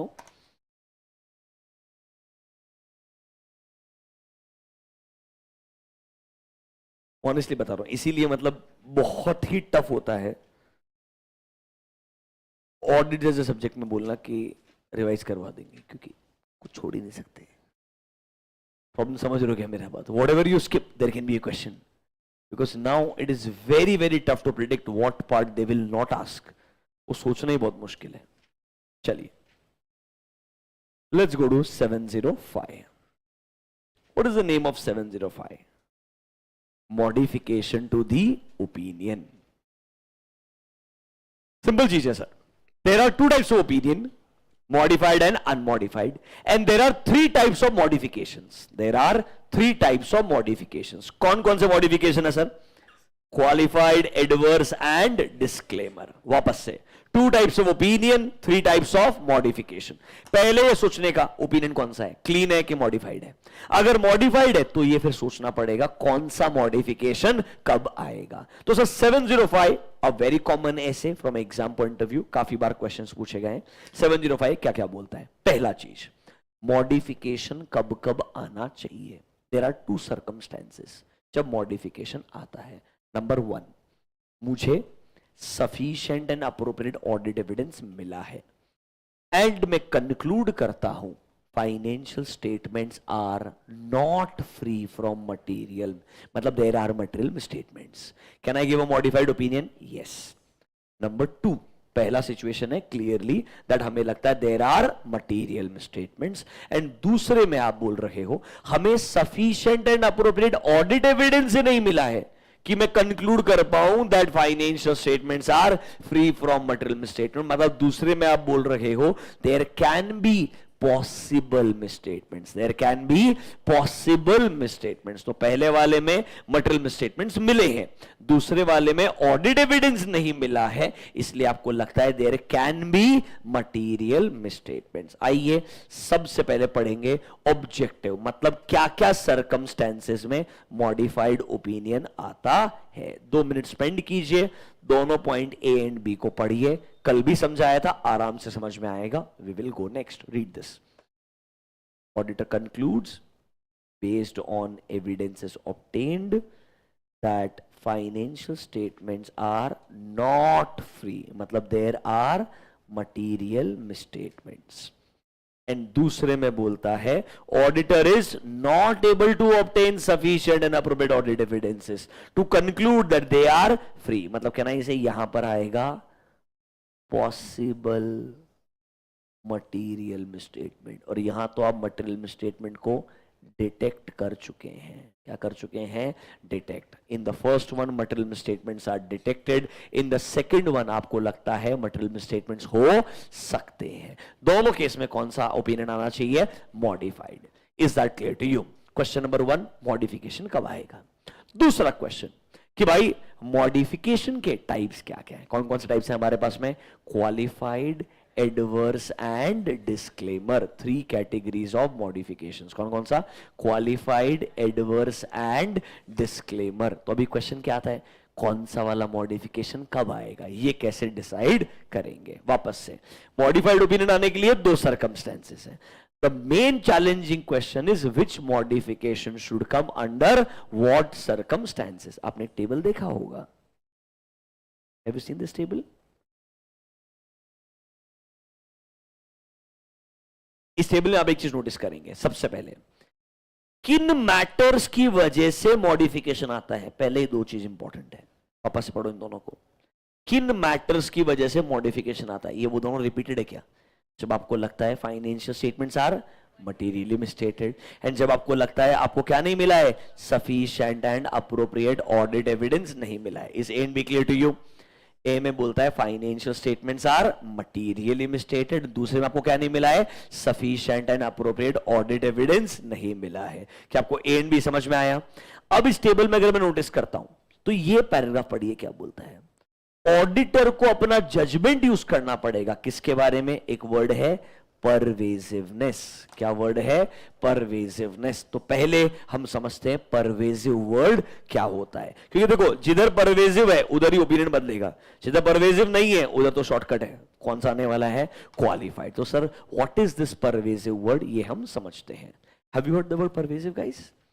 ये वर्ड डिफाइंड है ऐसे के अंदर। परवेजिव क्या बोलता है, आइए मॉड्यूल्स में 1F.26 पहला मिलेगा डेफिनेशन ऑफ परवेजिव। खतरनाक डेफिनेशन है, सुनिए। परवेजिव का मतलब सिंपल शब्दों में होता है कोई ऐसी गलती या कोई ऐसी प्रॉब्लम जिसका इफेक्ट ना बहुत एरियाज में आने वाला है, जिसका इफेक्ट ना बहुत एरियाज में आने वाला है। ये जनरल मीनिंग होता है। ऑडिट में स्पेसिफिक मीनिंग है जो बोलता है इस परवेजिव को यूज करना only and only in the context of misstatement. जब कोई गलती मिले या गलती हो सकती है तो ही इस वर्ड को सोचना, वरना सोचना मत। अगर आपको लगता है कोई गलती है या गलती हो सकती है तो अपने आप से क्वेश्चन पूछना ये परवेजिव है कि नहीं है। इसके लिए 3 कंडीशंस दी है। क्या दी है? 3 कंडीशंस। अगर तीनों में से एक भी कंडीशन फुलफिल होती है तो ऑडिटर बोलेगा ये गलती क्या है? परवेजिव है। ये गलती क्या है? परवेजिव। क्या 3 कंडीशन है? ऑडिटर के जजमेंट में क्या ये गलती एक एरिया में इफेक्ट नहीं करेगी? This will affect multiple areas of financial statement. Example, management fraud कर रहा है, वो पहले अपना रेवेन्यू बढ़ाता है, क्रेडिट सेल्स बढ़ाया इसलिए आपका रिसीवेबल्स भी बढ़ जाता है, फिर आपको रेवेन्यू बढ़ाए सपोर्ट करने के लिए परचेजेस भी बढ़ाना पड़ता है, फिर आपके क्रेडिट परचेजेस की वजह से पेएबल्स भी बढ़ जाता है, इन्वेंट्री के नंबर्स भी चेंज होते हैं, कैश एंड बैंक के नंबर्स भी इन्फ्लेट होते हैं धीरे धीरे। कैन आई से द गलती का effect is on multiple areas. तो can I call this as pervasive? Yes. अगर गलती का इफेक्ट मल्टीपल एरियाज में आ रहा है, मल्टीपल अकाउंट बैलेंस में आ रहा है, तो वो गलती क्या हो सकती है? परवेसिव। Condition number 1। दूसरा कंडीशन, सर गलती का इफेक्ट ना एक ही एरिया में, गलती का इफेक्ट ना एक ही एरिया में। बैलेंस शीट में loans and advances, total balance sheet 1000 crore, loans and advances 800 crore. Can I say one area there is a mistake, but that one area can represent a big part of financial statements. That one area can represent a substantial part of financial statement. मतलब सुनिए, लोगों को लगता है pervasive तब होता है जब मल्टीपल एरियाज में अफेक्ट करे, वो बराबर है, पर क्या एक एरिया में गलती का इफेक्ट भी परवेसिव हो सकता है? हाँ, अगर ऑडिटर को लगता है वो एक एरिया भी क्या है? सब्सटैंशियल पार्ट है पूरे फाइनेंशियल स्टेटमेंट का, तब वो गलती क्या कहलाएगी? परवेसिव। 3 कंडीशंस है। Number 1, effect is on multiple areas. Number 2, effect is in one area, but that one area represents a substantial part. या नंबर 3, इस बार गलती डिस्क्लोजर से रिलेटेड है। किससे रिलेटेड है? डिस्क्लोजर से रिलेटेड है। सर कंपनी ने नोट्स टू अकाउंट्स में सिग्निफिकेंट अकाउंटिंग पॉलिसीज के अंदर रेवेन्यू रिकॉग्निशन नहीं बताया है, मतलब कुछ ऐसा डिस्क्लोजर नहीं दिया है जो मेरे यूजर के लिए क्या फंडामेंटल है, इसके बिना मेरा यूजर डिसाइड ही नहीं कर सकता इस कंपनी में अकाउंटिंग कैसे होता है। मतलब इस बार गलती अमाउंट में नहीं है, गलती किसमें? डिस्क्लोजर में है। गलती डिस्क्लोजर में ऐसी है कि ऑडिटर को लगता है ये मेरे यूजर के लिए क्या है? फंडामेंटल है, तब भी वो गलती क्या कहलाएगी? परवेसिव कहलाएगी। वापस से, परवेसिव यूज करना है only in the context of misstatements. जो गलतियां मुझे मिल गई है या जो गलतियां मुझे लगती है हो सकती है। अब सर इसमें 3 कंडीशंस हैं ऑडिटर के जजमेंट में, अगर एक भी कंडीशन फुलफिल होती है तो हम बोलेंगे ये इफेक्ट क्या है? Pervasive. Number 1, it is impacting multiple areas. Number 2, it is impacting only one area, but that one area represents a substantial part. Number 3, the effect is in terms of disclosures. इस बार ऐसा disclosure नहीं दिया है which is fundamental to the users of finance, मतलब उनके fundamental understanding के लिए important है। ये notes to accounts में कोई ऐसा disclosure होगा जिसके बिना user numbers पे rely नहीं कर सकता है, तो हम बोलेंगे ये गलती का effect क्या होगा? परवेसिव होगा। Is that clear to you? पढ़िए डेफिनेशन, देखिए। This term is use in the context of misstatements to describe कि क्या इफेक्ट आएगा गलती का ऑन फाइनेंशियल स्टेटमेंट्स। या can you see word possible effect, क्योंकि या तो 2 होगा, गलती मिलेगी या गलती हो सकती है, दोनों के लिए क्या यूज करेंगे? परवेसिव। इंट्रोडक्शन दे रहा है परवेसिव यूज कब करना है।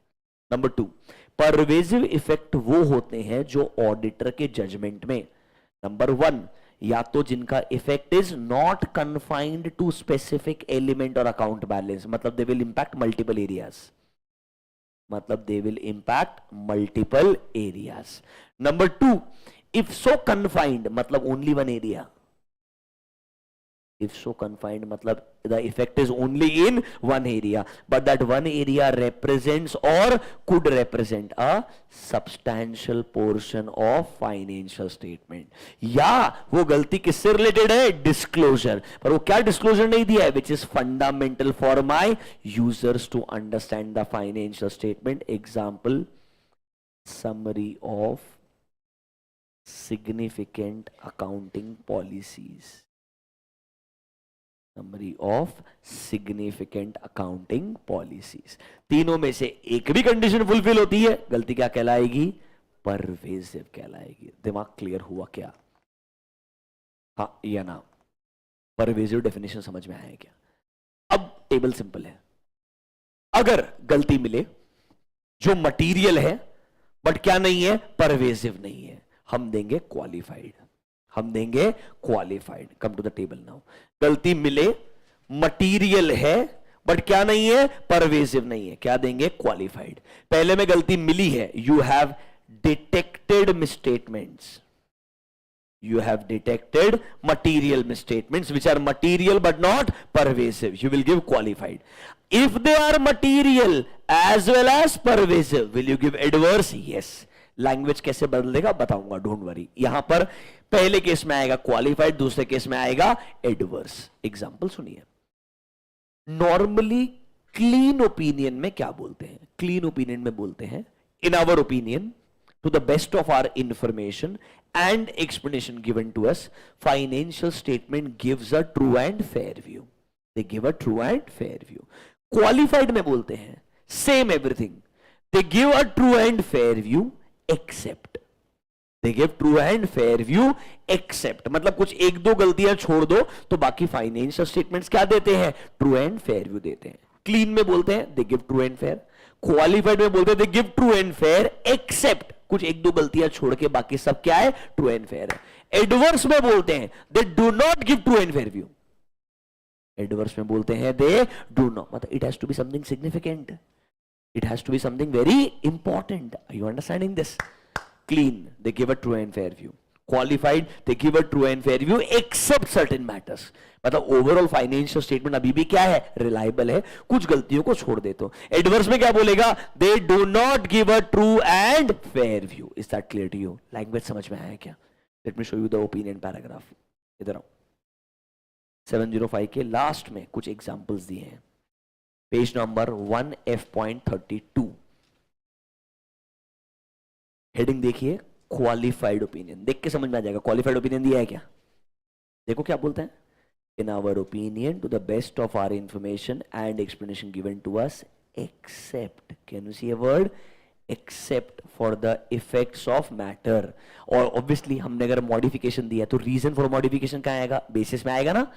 तो ये जो मैटर्स हैं जो हमने यहां दिए हैं उनको छोड़ के क्या बाकी सब चीजें ट्रू एंड फेयर है क्या? Yes. Accept for the effects of the matter जो हमने नीचे डिस्क्राइब किए हैं. Everything else is giving a true and fair view. क्या क्वालिफाइड का लैंग्वेज समझ रहा है? क्या क्वालिफाइड का लैंग्वेज समझ रहा है? डेंजरस किधर है? एडवर्स में. अगला एग्जांपल देखिए, एडवर्स.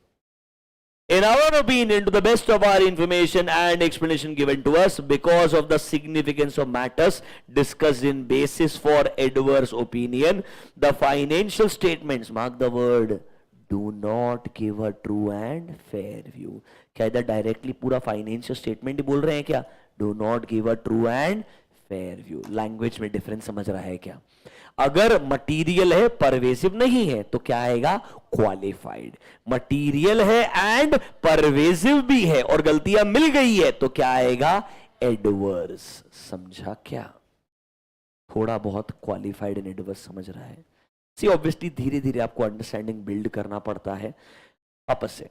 705 में बहुत क्वेश्चंस आ सकते हैं. मतलब this is probably one of the toughest SAs, but ICAI has been very nice. It doesn't trouble students. Honestly 705 they don't trouble students. वो बिल्कुल स्ट्रेट फॉरवर्ड क्वेश्चन पूछता है, इसलिए बच्चा बच जाता है और टीचर भी बच जाता है, क्योंकि इधर उन्होंने परेशान किया ही नहीं है. अगर वो इधर परेशान करने के लिए गया तो ट्रस्ट मी आपको समझेगा भी नहीं वो पूछना क्या चाहता है. It is dangerous. सबसे खतरनाक है डिस्क्लेमर. सबसे खतरनाक है डिस्क्लेमर. बताएंगे वो भी, डोंट वरी. अभी के लिए मॉडिफिकेशन कब कब आता है वो दो सर्कमस्टेंसेस हैं. कौन कौन से? जब हमें लगता है फाइनेंशियल स्टेटमेंट्स आर मटीरियली मिस्टेड, गलतियां मिल गई है. दूसरे में मेरे को क्या नहीं मिला है? Sufficient and appropriate audit evidence ही नहीं मिला है कि मैं कंक्लूड करूं that they are free from. मतलब am I assuming there can be material misstatements? Yes. इसीलिए एक वर्ड होता है इफेक्ट, एक होता है पॉसिबल इफेक्ट. इफेक्ट कब आएगा? जब गलतियां मिल गई है. पॉसिबल इफेक्ट जब मेरे को लगता है गलतियां हो सकती है. Is that clear to you? थोड़ा समझ में आया क्या?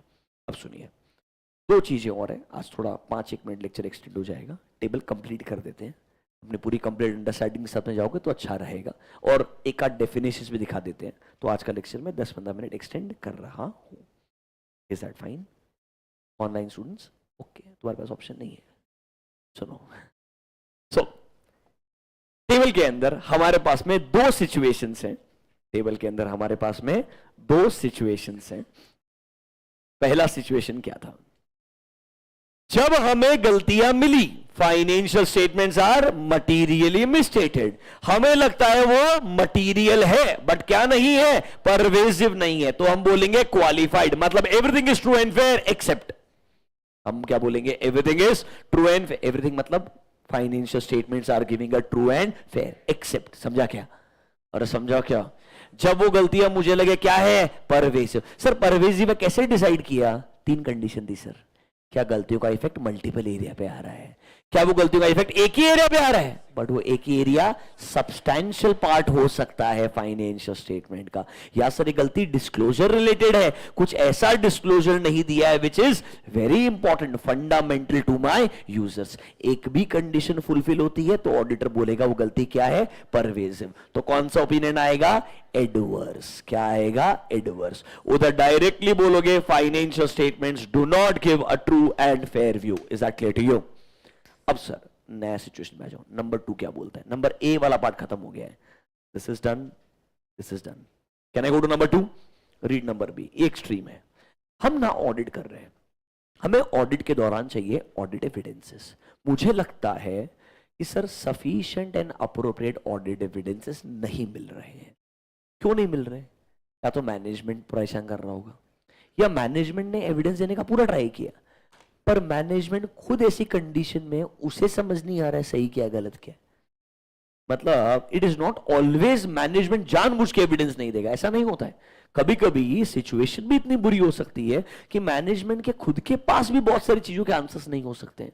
एक बात सोचिए, कोविड-19 बराबर है, देयर वाज अ लॉकडाउन। अगर कंपनी के मैनेजमेंट से पूछो what is the ground reality, वो क्या बोलेगा? Even I am sitting inside the house, how can I tell you the ground reality? No one is there on the ground. बात समझ में आया क्या? मतलब sometimes even management may not have certain information so that they can not share with you. Problem हो सकता है in certain cases. हर बार जरूरी नहीं है कि आप पूरा इंफॉर्मेशन प्रोवाइड कर पाएंगे। तो ऑडिट के लिए सिचुएशन क्या है कि भाई मुझे ना कुछ एविडेंसेस नहीं मिल रहे हैं। क्वेश्चन क्या बनता है? कितने एविडेंसेस नहीं मिल रहे हैं? फॉर एग्जाम्पल परचेज चेक कर रहा हूं, परचेज में एक पार्टी रिलेटेड कुछ ट्रांजैक्शंस हैं, मेरे को उसका इनवॉइसेस नहीं मिला। मैंने उनको क्या बोला? पार्टी के पास एक खुद का इनवॉइस का कॉपी रहेगा, उससे मंगा के दे। कंपनी बोलता नहीं वो पार्टी रेस्पॉन्ड नहीं कर रहा है। मैं बोला ऐसा कैसे हो सकता है?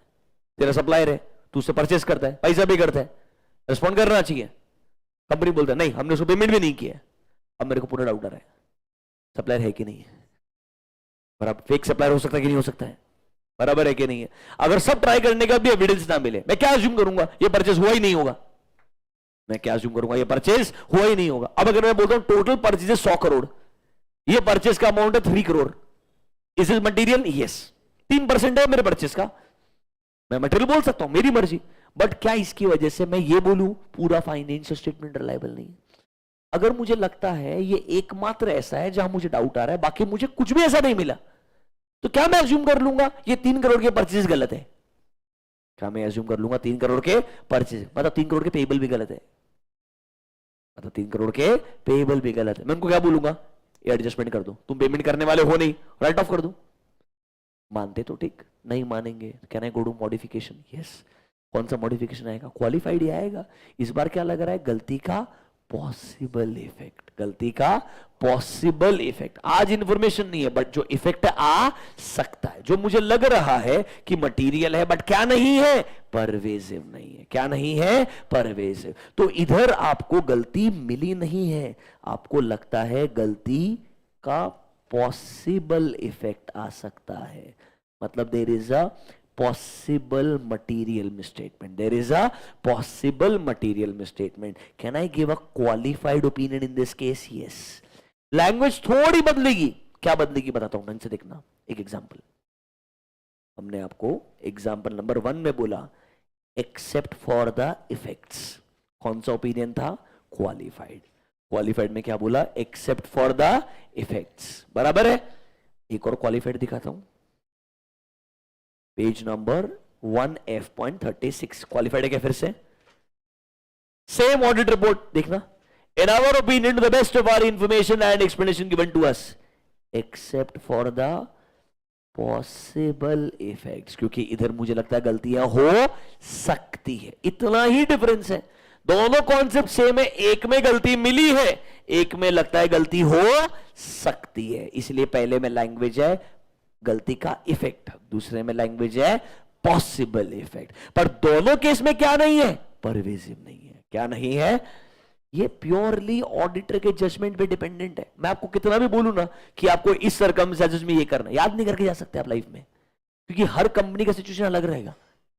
You understanding? You can not remember कि 3 रूल है मैंने याद कर लिया हर जगह अप्लाई। वो 3 अप्लाई करने के लिए भी एक्सपीरियंस चाहिए, अलग अलग सिचुएशन देखनी चाहिए। यू कैन नॉट डिसाइड कि रैंडमली इसमें तो क्वालिफाइड आएगा, इसमें एडवर्स आएगा, ऐसा कोई डिसाइड कर ही नहीं सकता है। आपको पूरा कंपनी समझने के बाद में, सरकमस्टेंसेस समझने के बाद में, 705 समझने के बाद में अपना जजमेंट यूज करना पड़ेगा। एक में लगता है गलती है जो कि मटेरियल है बट क्या नहीं है, परवेसिव नहीं है, क्वालिफाइड। दूसरे में भी लगता है गलती हो सकती है, मटेरियल लग रही है बट क्या नहीं लग रही है, परवेज। दोनों में क्वालिफाइड आएगा, दोनों में क्या आएगा, क्वालिफाइड। डिफरेंस क्या है? गलती मिली, मटेरियल, नॉट परवेसिव। गलती मिली नहीं, हो सकती है क्योंकि मुझे क्या नहीं मिला, एविडेंस नहीं मिला। वो भी क्या लग रहा है, मटेरियल है बट क्या नहीं लग रहा है, परवेसिव। दोनों केस में अगर परवेसिव नहीं है, गलती है या हो सकती है, तो क्या आएगा, qualified. Is that clear to you? Is that clear to you? अब अगर मैं बोलूं ये प्रॉब्लम परचेजेस में नहीं है, this is a problem in multiple areas, ऐसा सेल्स में भी हो रहा है, ऐसा इन्वेंट्री में भी हो रहा है, is it sounding pervasive now कि मुझे एविडेंस नहीं मिल रहा है, not regarding one area but regarding multiple area? Can I say ये वही सिचुएशन है, I am not able to obtain sufficient and appropriate audit evidence, but इस बार it's not just one area, it's about multiple area. Can I say it is sounding material as well as pervasive? But बहुत rarely ऐसा होता है। ऐसा होना मतलब management ढंग से काम नहीं कर रहा है, ऐसा होना मतलब मैनेजमेंट जानबूझ के फ्रॉड कर रहा है, आपको बताना नहीं चाहता है, इसीलिए वो चीजों को छुपाएगा। ये एक्सट्रीम केस है, इसमें हम बोलेंगे डिस्क्लेमर। क्या बोलेंगे हम? Disclaimer. And disclaimer is dangerous. इधर हम बोलते हैं मैं ओपिनियन ही नहीं देगा, एक होता है ये बुरा है, एक बोलता है मैं बताऊंगा ही नहीं कितना बुरा। Basically we will not even give an opinion. ये बिल्कुल एक्सट्रीम केस है, इधर लैंग्वेज ही बदल जाता, देखिएगा ढंग से।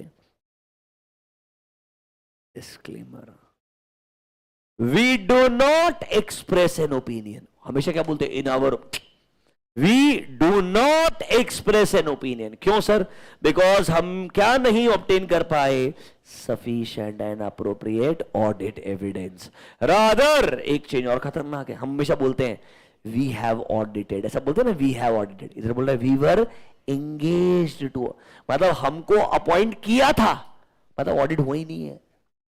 इसका मतलब है वी वर एंगेज्ड टू, मतलब हमारा एंगेजमेंट हुआ कि हम ऑडिट करेंगे, it was an engagement terms, पर हमने ऑडिट किया ही नहीं है और हम ओपिनियन दे ही नहीं रहे हैं। हम बोल रहे हैं we do not express an opinion and we were engaged to audit, we are not saying we have audited.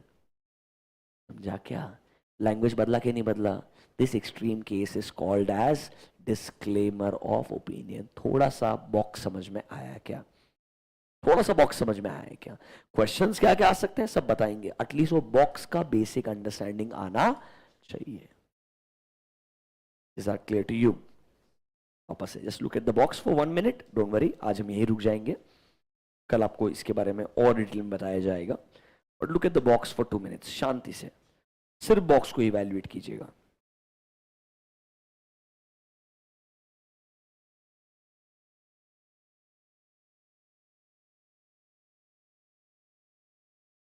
हमें मटेरियल स्टेटमेंट मिले जो कि मटेरियल लग रहे हैं बट क्या नहीं लग रहे हैं, परवेसिव, तो क्या दे देंगे, क्वालिफाइड।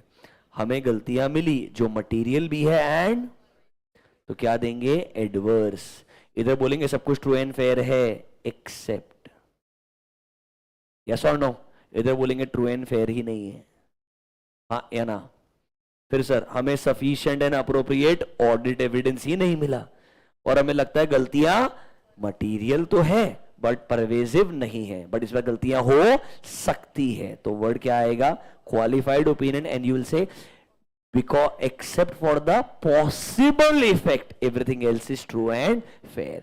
Disclaimer तो extreme है, यहां बोलेंगे we do not express an opinion and we have not audited, we were engaged to audit. क्या आपको बस एक बॉक्स समझ में आया क्या? क्वेश्चन सारे बताऊंगा, इसमें मस्त क्वेश्चंस बन सकते हैं। एडवर्स का डेफिनेशन पूछ लेगा, डिफरेंस बिटवीन क्वालिफाइड एडवर्स पूछ लेगा। मतलब मैं तो हमेशा चाहता था कि बच्चे को बोले ड्राफ्ट ही करके आ paragraph, draft adverse, draft qualified, ऐसे इंटर में नहीं पूछते थे, बट तुम्हें एक इंटरेस्टिंग चीज दिखाता हूं जिससे मैं बहुत खुश हूं।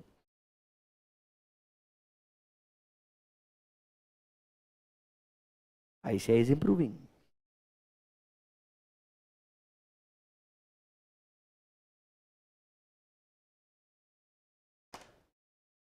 समझा क्या?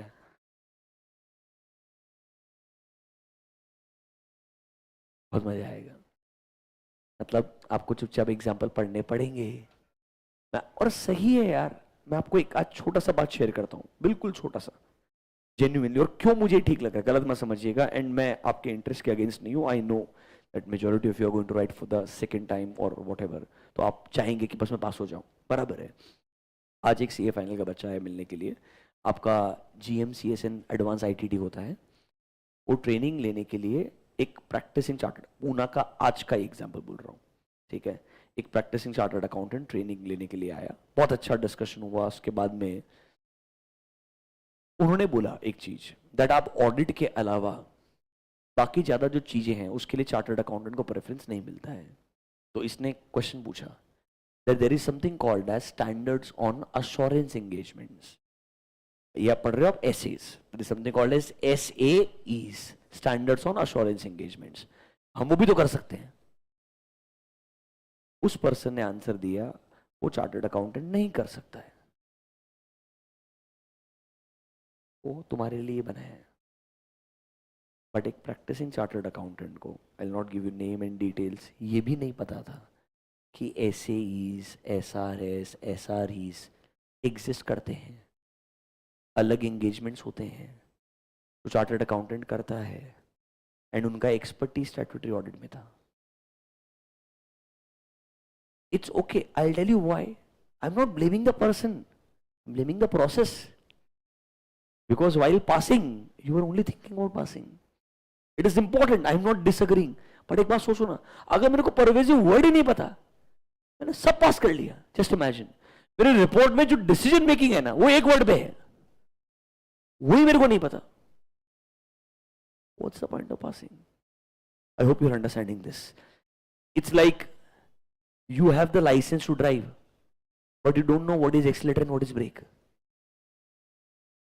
I don't know whether you are understanding what I'm saying. It is as good as a disaster. मैं आपको बस यही बता रहा हूं, बराबर है, आप पढ़ो, आप सिर्फ एग्जाम के हिसाब से सोचो, और मैं तो प्योरली वैसे ही जाऊंगा, बराबर। बट मैं जब चाहता हूं कुछ चीजें आपको पता होनी चाहिए तो होनी चाहिए, वो चीज को कभी डिस्काउंट मत करो, भले ही 2 घंटे ज्यादा लग जाए, कोई फर्क नहीं पड़ता है। वो अप्रोच रखो, ऑब्वियसली पास होना बहुत इंपॉर्टेंट है, मैं मानता हूं, वो अप्रोच रहना चाहिए, मैं कभी डिसएग्री नहीं करूंगा उस चीज को, बट साथ साथ में थोड़ा बहुत अगर वैल्यूडेशन हो जाए, और अगर खुद से मतलब थॉट प्रोसेस इंप्रूव हो जाए, बिकॉज आपको पता ही नहीं होगा ना उस दुनिया में होता क्या है, तो कभी पता ही नहीं चलेगा शायद। और आपको लगता है कि आज अगर आप इस सब्जेक्ट को पास होने के डर की वजह से पढ़ रहे हो, जिस दिन पास हो गए उसके बाद तुम कभी ऐसे ओपन करोगे लाइफ में, मतलब प्रोबेबली आपको लगेगा ठीक है तो मैं कर ही लूंगा is the risk. I hope you understand this, and then there is a report by Hindenburg eventually, it's okay, nothing I am saying, मतलब फिर लोग आपके ऊपर क्वेश्चंस रेज करते हैं, जाने दीजिए। आई होप हमारा डिस्कशन आज का अच्छा था, आपको 705 का एक अच्छा अंडरस्टैंडिंग दिया, थोड़ी चीजें पेंडिंग है 705 की, एंड ऑब्वियसली हम 705 के क्वेश्चंस को भी डिस्कस करेंगे।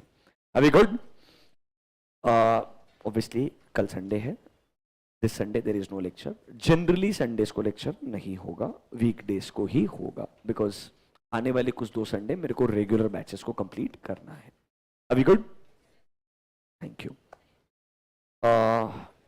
और मंडे विजय सर लेक्चर ले रहे कि नहीं ले रहे, क्या बोला है उन्होंने, has he informed there will be lecture, right? हाँ, तो mostly we will also continue, no problem at all. Thank you, yes, bye bye, have a good day. Online students, आप ये जो रेस्पेक्टिव PDF है 1-2, अगर आप बुक्स नहीं अभी तक डिलीवर हुए हैं तो आप टेलीग्राम चैनल के अंदर से रेफर कर सकते हो, टेलीग्राम का लिंक आपको इस वीडियो के डिस्क्रिप्शन के अंदर भी मिलेगा। Thank you guys, have a great day, bye bye.